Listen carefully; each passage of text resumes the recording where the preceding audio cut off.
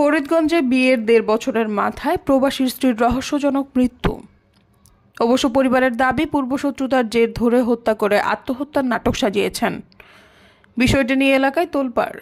জানা যায়, চাঁদপুরের ফরিদগঞ্জে আনিকা বেগম ১৯ বছর নামের এক গৃহবধূর লাশ উদ্ধার করেছে পুলিশ। মঙ্গলবার ২৪ সেপ্টেম্বর রাতে উপজেলার ফরিদগঞ্জ দক্ষিণ ইউনিয়নের পূর্বপোয়া এলাকা থেকে তার লাশ উদ্ধার করা হয়। বুধবার ২৫ সেপ্টেম্বর দুপুরে জেলা সদর হাসপাতাল মর্গে ময়নাতদন্ত সম্পন্ন করে পরিবারের কাছে মরদেহ হস্তান্তর করা হয়। তিনি ওই গ্রামের কবিরাজ বাড়ির মালয়েশিয়া প্রবাসী আব্দুল কাদেরের স্ত্রী। জানা গেছে, প্রায় ১.৫ বছর পূর্বে ফরিদগঞ্জ উপজেলার ফরিদগঞ্জ দক্ষিণ ইউনিয়নের পূর্বপোয়া গ্রামের মালয়েশিয়া প্রবাসী আব্দুল কাদেরের সাথে পার্শ্ববর্তী রায়পুর উপজেলার চরপাতা গ্রামের মৃত হাজি আজাদের মেয়ে আনিকা বেগমের বিয়ে হয়। এর কিছুদিন পর জীবিকার তাগিদে আব্দুল কাদের মালয়েশিয়া পাড়ি দেন। এ বিষয়ে নিহত আনিকার মা জানান, আমার মেয়ে আত্মহত্যা করতে পারে না। মেয়ের জামাইয়ের সাথে বাড়ির লোকজনের শত্রুতা রয়েছে। এই শত্রুতার জের ধরে স্বামী প্রবাসে থাকায় আমার মেয়েকে হত্যা করে আত্মহত্যার নাটক সাজিয়ে দেন। আমি তদন্ত সাপেক্ষে আইনগত বিচার দাবি কামনা করি।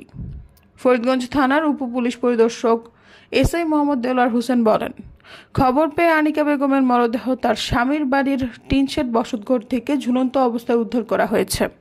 কী কারণে তার মৃত্যু হয়েছে তা নিশ্চিত করা যায়নি। তবে বিভিন্ন কারণে পারিবারিক কলহের জের ধরে আনিকা আত্মহত্যা করেছে বলে ধারণা করা হচ্ছে। এ বিষয়ে জানতে চাইলে ফরিদগঞ্জ থানার অফিসার ইনচার্জ মোহাম্মদ হানিফ সরকার বলেন, ঘটনাস্থল থেকে আনিকা বেগমের লাশ উদ্ধার করে ময়নাতদন্ত সম্পন্ন করে পরিবারের সদস্যদের কাছে মরদেহ হস্তান্তর করা হয়েছে। এই বিষয়ে ফরিদগঞ্জ থানায় একটি অপমৃত্যু মামলা দায়ের করা হয়েছে। জালের কাছে জালও রিসিভ করে না করাতে আবার জালে রিটার্ন করে দিয়েছিলেন। আন্টিকেও আনিকে বলে মারা গেছে, তাহলে হাসপাতাল লই যা। কি হয়েছে? জানি না, হাসি দিছে। তাড়াতাড়ি হাসপাতাল নাই, আমি আইতে এসেছি। হ্যাঁ, এবং আমি ওই এলাকার মেম্বার। এখন এই মৃত্যুটা কিন্তু 100% রহস্যজনক।